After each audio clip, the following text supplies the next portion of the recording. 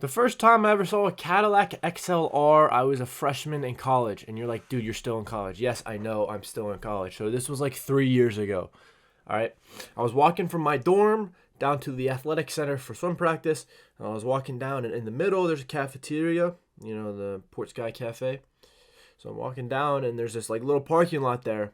And I see this blue, like futuristic car. It was like that, it was like this color. A little bit darker. I don't know what the official color was. Anyway, it was like this bluish color. And I was like, damn, like, what is that thing? It kind of looks futuristic. And so I'm doing like a little wraparound. Like, I'm walking around it. And I'm like, dude, this is a Cadillac XLR. I've never heard of this. I look it up. And it's like some like car that everyone forgot about. Right? And I looked at the date. And I was like, this thing's from 2004? I mean, this thing's like 18 years old at the time. I was like, this thing's as old as me. I was 2003. Like, this thing's old as me, right? I was like, holy smokes. So that's where I was fascinated by these. And I kind of forgot about it like everyone else does. Except I just saw one on Bring a Trailer. And so that's what sparked me to make the video about this. And I'm going to talk about this specific car today and why it fails and no one really remembers it. And somebody's at my door. Why? Yeah. And so this is a 2004 Cadillac XLR, and on paper, this should have been Cadillac's triumphant return to the center stage of the automotive world. And it wasn't just another Cadillac, it was supposed to be the Cadillac. Like, they wanted to make a car that was on edge and on pace with BMW, Mercedes, Porsche, Lexus, all these car manufacturers who were, crossing over from floaty, boxy looking things to more modern, sleek, edgy cars. And so this was like Cadillac's look at me, I can compete too version of that car. Cadillac had previously spent decades with the floaty, boxy style, like long wheelbase, super elegant thing. So they wanted to make something more flashy and elegant that would appeal to the, not newer community, but would appeal to this new generation, I feel like, right? To compete with other leading brands like Lexus at the time. So they built the XLR, and the XLR was built on GM's Y platform, which is the same aluminum architecture as the C6 Corvette, and it was assembled in GM's Bowling Green plant, which was right alongside the Corvette. It was literally manufactured in the same place as the Corvette. Regardless, the XLR was kind of this futuristic car, right? Two-seat luxury car, sharp angles, angular headlights, a high belt line, dramatic proportions to make it super, super futuristic and modern. And Cadillac wanted the technology in this car to be just as advanced as it looked, right?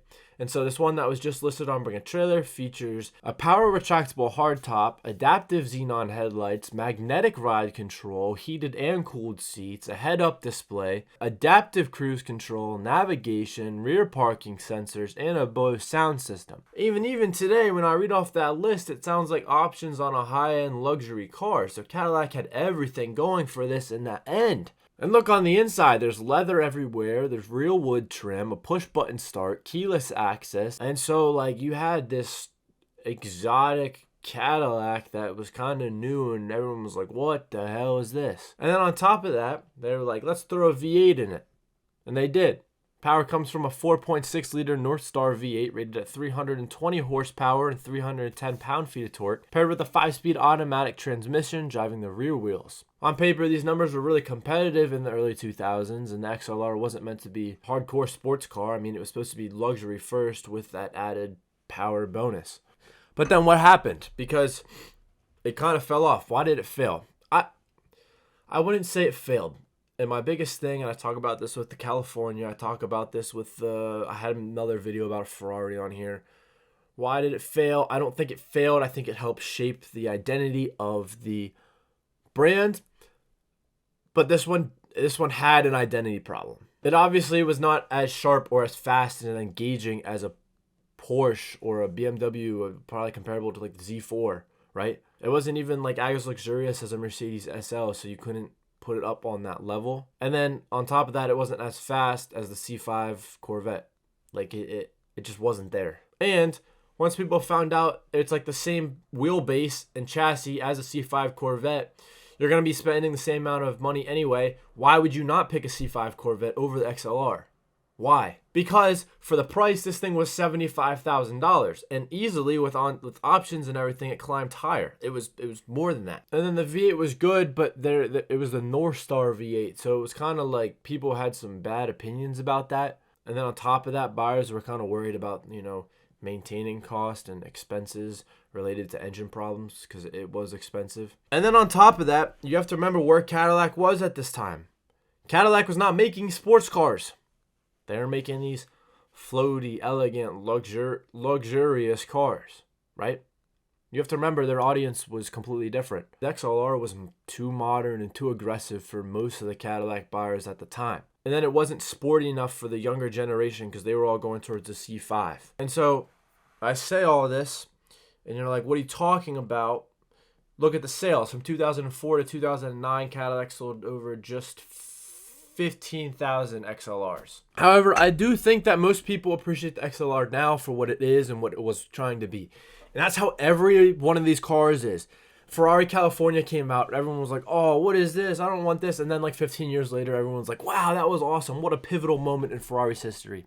I feel like that's kind of how the XLR is, but it's only for people who know about the XLR and think about it on a daily basis. And nobody's out there thinking about the Cadillac XLR on a daily basis, except for me, because I saw it one time when I was a freshman in college, and I'm like, wow, that was a super cool experience for me. And now here I'm talking about it. This example shows 73,000 miles, and it has pretty much everything we talked about. I mean, it's not perfect either. There's a lot of issues. I mean, like there's paint scuffs, the tire pressure light's on, but it kind of adds to the Cadillac XLR charm because this thing was not perfect. It was ambitious, but it wasn't like charming. And I don't think it failed because it was bad. I think it just failed because Cadillac misread their audience and they didn't know where they were going at the time. So it was more like experimental, like, hey, we have this car, let's see what happens, because if this does really well, then we're going to go to the sporty market.